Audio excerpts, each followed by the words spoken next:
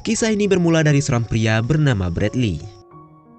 Bradley yang merupakan seorang fotografer melakukan perjalanan ke Thailand untuk mengabadikan setiap momen dan keunikan budaya di sana.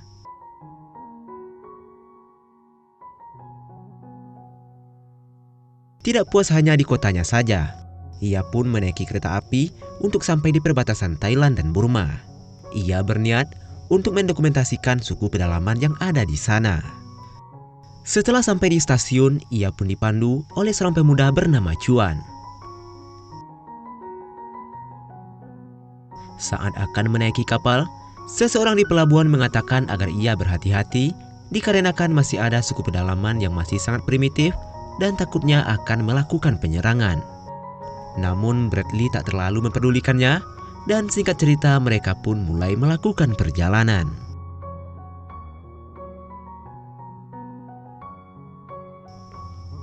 Setelah jauh melakukan perjalanan, Chuan menyarankan untuk kembali ke desa, dikarenakan ini sudah terlalu jauh dan ia tak mengenali tempat itu.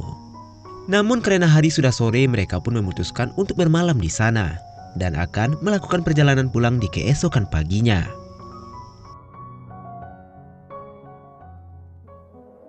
Keesokan paginya, Bradley terbangun dan mendapati Chuan sudah tidak ada di perahu. Ia pun melihat di sekitar dan menemukan Chuan telah tewas terkena anak panah.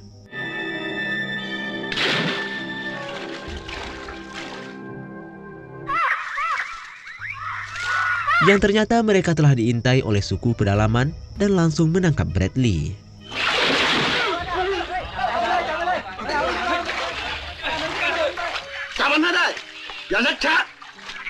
Dan singkat cerita, Bradley pun dibawa ke desa suku itu dan menganggap kalau Bradley adalah manusia ikan. Karena pada saat itu, Bradley sedang memakai pakaian selam. Kepala suku lalu memerintahkan untuk menggantung Bradley yang masih di dalam jaring. Lalu anak-anak di suku itu menjadikan Bradley sebagai mainan. Beberapa saat kemudian, Bradley melihat pemandangan yang sangat mengerikan yang dilakukan oleh suku tersebut, yang mana ada 2 orang suku Kukuru yang baru saja ditangkap dan akan dieksekusi oleh mereka. Suku Kukuru sendiri adalah suku yang menjadi musuh dari suku ini sejak turun-temurun. Keesokan harinya, Bradley menyadari kalau ia terus diperhatikan oleh salah seorang gadis cantik di suku itu. Dan rupanya gadis cantik itu adalah anak kepala suku yang bernama Maraya. Maraya meminta pada ayahnya untuk melepaskan Bradley, karena Bradley juga manusia biasa sama seperti mereka. Dan Maraya berencana untuk menjadikan Bradley sebagai budak pribadinya. Sementara itu, tampak Bradley sedang dipaksa menyelam untuk menangkap ikan. Dan beberapa saat kemudian, datanglah kepala suku dan menghentikan mereka. Kepala suku itu mengatakan kalau Bradley ternyata manusia biasa. Bradley lalu dikurung dalam sebuah ruangan yang merupakan tempat penyimpanan ikan asin. Dan nantinya dia akan disuruh untuk bekerja di suku itu. Keesokan harinya, Bradley mulai bekerja dan ia terus diawasi oleh Maraya. Maraya terus tersenyum pada Bradley yang sepertinya putri cantik kepala suku itu menyukai Bradley. Setelah selesai bekerja, Bradley kembali diikat dan dikurung. Selang beberapa saat, Maraya datang membawakannya makanan. Maraya lalu menyuapi Bradley, tapi Bradley tak mau makan dan malah menggigit tangannya Maraya. Karena ulahnya itu, Maraya pun pergi dari sana. Dan karena gigitan Bradley, Maraya selalu kepikiran dengannya. Beberapa saat kemudian, seorang wanita yang merupakan pengasuhnya Maraya mendatangi Bradley.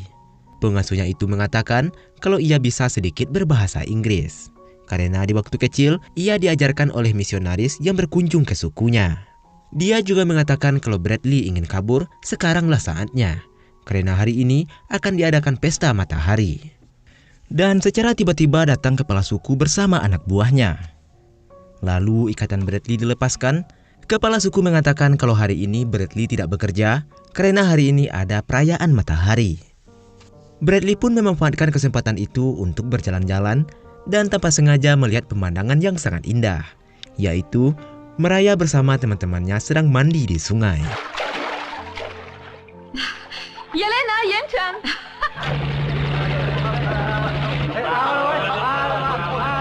Dan di saat bersamaan tiba-tiba ada helikopter lewat, semua penduduk pun bersembunyi.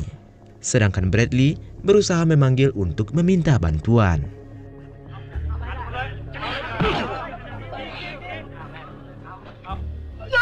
Karena aksinya itu, ia pun dipukuli oleh pria di suku itu, dan ia hampir saja dibunuh oleh mereka. Beruntungnya Mariah yang menyukai Bradley berhasil menyelamatkannya. Malam harinya, pengasuh Mariah kembali diam-diam menyelinap dan mengobati Bradley. Bradley meminta pada wanita itu untuk mencarikannya sebuah sampan agar ia bisa kabur. Tapi wanita itu memperingatinya kalau ia waktunya salah, ia bisa saja ditangkap dan diadili.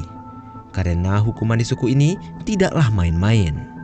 Mendengar itu, Bradley pun menjadi ragu dan mulai mengubur dalam-dalam niatnya untuk pergi dari sana. Keesokan harinya, Bradley kembali bekerja seperti biasanya. Dan saat bekerja, tiba-tiba terjadi kecelakaan. Bradley pun berlari dan berniat untuk membantunya. Tapi sayangnya, lukanya cukup parah yang membuat orang itu meninggal di tempat. Mereka pun langsung melakukan upacara kematian dengan mengkremasinya. Dan setelah terbakar menjadi abu, istri si korban lalu membukanya dan diehem-ehem oleh beberapa orang pria. Sebagai tanda kalau wanita itu sudah lepas dari suaminya dan sekarang telah resmi menjadi seorang janda. Sementara Bradley hanya terdiam saat melihat ritual yang sangat aneh itu. Di saat bersamaan, pengasuhnya Mariah mengatakan kalau ingin kabur sekaranglah saatnya. Tanpa pikir panjang, Bradley langsung mempersiapkan alat seadanya dan mulai melakukan pelariannya. Tapi sayangnya, aksi kaburnya itu diketahui oleh salah seorang dan melaporkan pada rekan-rekannya. Hingga pada akhirnya, kelompok suku itu mulai melakukan pengejaran.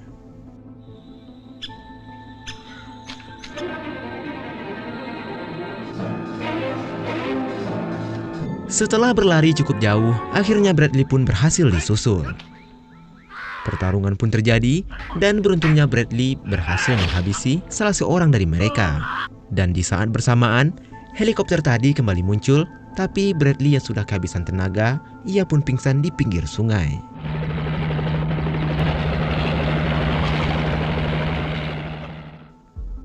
Dan saat ia sadar, ia sudah dikelilingi oleh penduduk suku itu.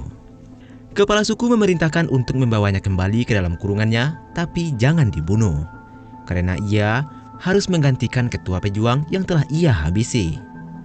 Ia pun dihukum sementara dengan dipasung dan dijemur seharian di bawah panasnya matahari. Pada malam harinya, pengasuh Mariah kembali datang untuk mengobati Bradley. Dan keesokan harinya, Bradley kembali bekerja menjemur ikan asin. Beberapa saat kemudian ia dibawa untuk menemui kepala suku. Di sana ia diperintahkan untuk memakan otak monyet. Dan setelah ia memakannya, sekarang ia telah resmi menjadi pemimpin barisan para pejuang. Semenjak itu Bradley sudah tak harus kerja paksa lagi. Dan sekarang ia sudah bebas melakukan apapun. Di saat bersamaan ada laporan kalau ada anak kecil yang sedang sekarat. Ia pun ikut datang melihat anak tersebut. Dan di sana sudah ada dukun desa yang sedang mengobatinya. Dukun itu mengatakan kalau anak itu kesurupan makhluk halus. Tapi Bradley yang mengerti pengobatan modern, ia pun turun tangan dan mencoba mengobati anak itu. Hingga pada akhirnya, anak itu berhasil diselamatkan yang membuat kepala suku semakin senang padanya. Sementara si dukun tampak tidak senang dengan apa yang telah dilakukan oleh Bradley.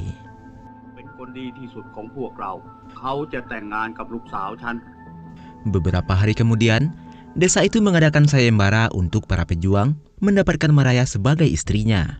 Dan singkat cerita, Bradley berhasil memikat hatinya Mariah. Dan mereka sekarang telah resmi menjadi pasangan suami istri.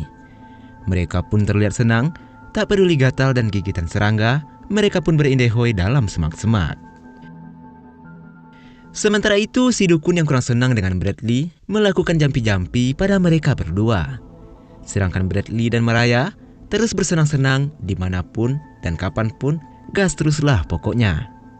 Sampai-sampai Mariah sekarang sedikit bisa berbahasa Inggris agar bisa berkomunikasi dengan baik dengan suaminya. I loving you. Suatu hari Bradley dipanggil oleh kepala suku dan memberikan kabar kalau sekarang Mariah telah hamil. Bradley sangat senang dan mereka merayakan kehamilan Mariah.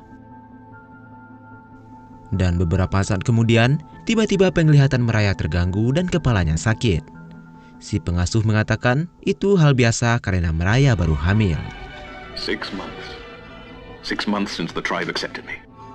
Dan tak terasa 6 bulan sudah Bradley menjalani hidup di sana. Dan kini ia sudah mulai menerima kehidupannya yang baru dan melupakan London yang merupakan tempat asalnya. Suatu hari ketika Bradley dan Mariah asik berduaan, tiba-tiba ada laporan kalau suku Kukuru kembali menyerang kampung mereka. Dan di saat Bradley akan pergi, tiba-tiba Mariah mengatakan kalau ia tak bisa melihat sama sekali. Mariah pun dibawa balik ke desanya, sedangkan Bradley mengejar suku Kukuru yang telah membuat kerusuhan. Sementara itu di desa, Mariah sudah dirawat dan ia mengalami kebutaan total. Mendengar itu, Bradley pun mempunyai ide untuk membawa Mariah ke kota agar mendapatkan pengobatan yang lebih baik. Pagi harinya, Bradley diam-diam pergi dengan sampan dan dibantu oleh pengasuhnya Mariah. ขอบคุณมากๆค่ะไปนะคะ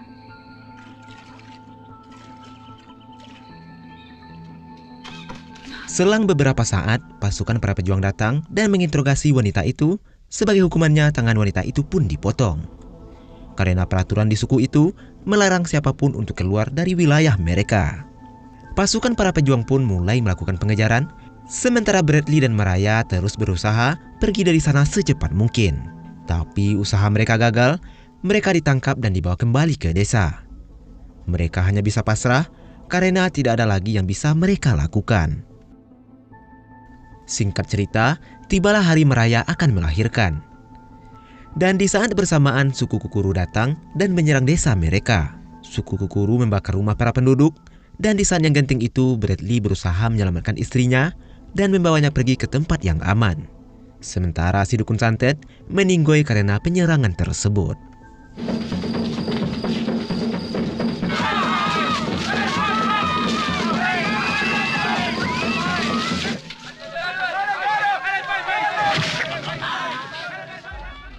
Di tempat pengungsian, Mariah pun akhirnya berhasil melahirkan bayinya dengan selamat.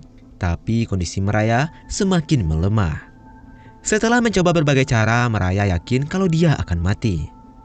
Dia minta pada ayahnya untuk disatuin bersama Bradley untuk selamanya. Sang ayah pun memulai ritual penggabungan darah, dan setelah itu Mariah pun menghembuskan nafas terakhirnya dan meninggalkan Bradley untuk selamanya.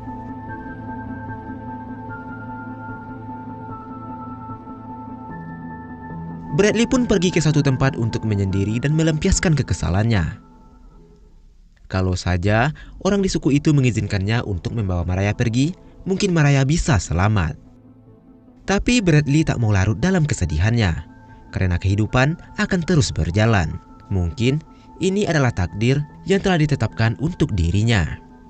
Bradley pun memutuskan untuk menetap di suku itu dan mulai membangun desa mereka kembali. Dan film pun selesai dengan ending yang sangat meresahkan. Pelajaran penting yang bisa kita petik dari film ini adalah jangan main ke dalam hutan.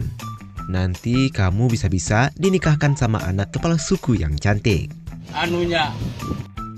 Sampai jumpa di video selanjutnya. Akhir kata saya ucapkan terima kasih dan wassalamualaikum warahmatullahi wabarakatuh.